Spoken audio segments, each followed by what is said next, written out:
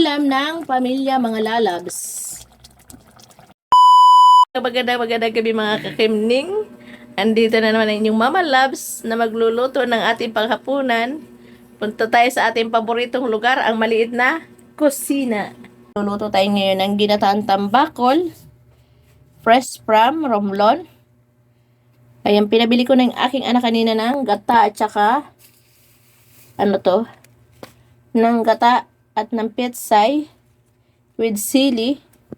Ayan, may luya naman na tayo dyan, may bawang, kompleto na tayo, kaya ready na natin ang ating lulutuing ulam.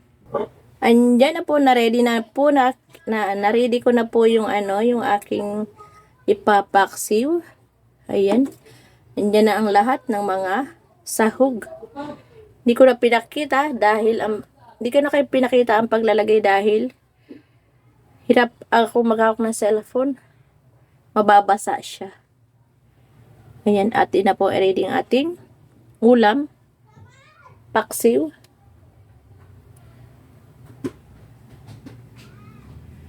Puyan na natin ang ating paksiw. Yan na ang sibuyas. Ay, wala po sibuyas pala, sorry. Ang sili, ang luya, ang bawang, at ang asin, at ang tak-tak-tak. Ayan, suka. At ang unting tubig po ang aking nilagay dyan. Yan po, hintayin po natin yung maiga-iga bago lagyan natin ang ating gata.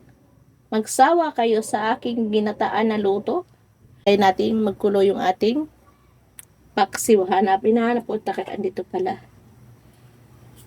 Ating paiga-igahin lang yung kanyang sabaw bago natin ilagay ang gata. Ating bisitahin. Ayan, nag-unti ng tubig ng aking untik nang maigahan ng aking paksiw. Andito po yung gata na ilalagay ko. Ayan, malapot-lapot pa po yan kasi puro po yung gata na yan. Atin pong ilagay kasi matutuyo na yung kanyang sabaw. Ayan. Sayang ang kaunting gatang matatapon. And then, hintayin natin siyang kumulo-kulo ng unti.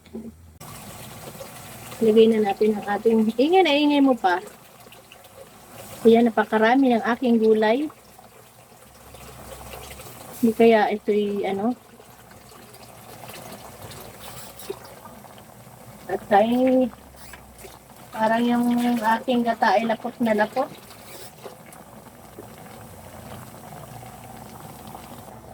Ayan na mga kakimning.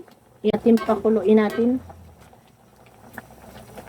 Tikman natin kung may lasa na yung ating ginataang tambakol.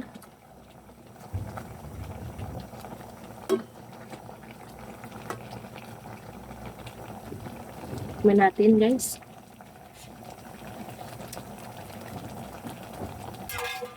Ayan. Dagdagan lang natin kaunting asin.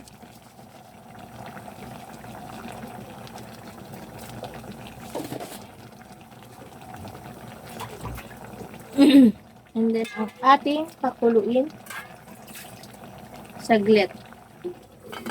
Tignan natin ulit ang ating niluluto. Ayan. Wow! Bakit dumami ang sabaw? Hindi ko naman dinagdagan ang aking paksiw kanina. Ayan. Malapit na po maluto ang ulam ni Mama Loves. Kakain na daw si Papa Loves. Yummy na. Ayan na po. Ang ulam ng pamilya mga lalabs. Mama Loves, Bibi Loves, and Papa Loves. Pero pwede na yan kasi luto na rin naman yung kanyang gata.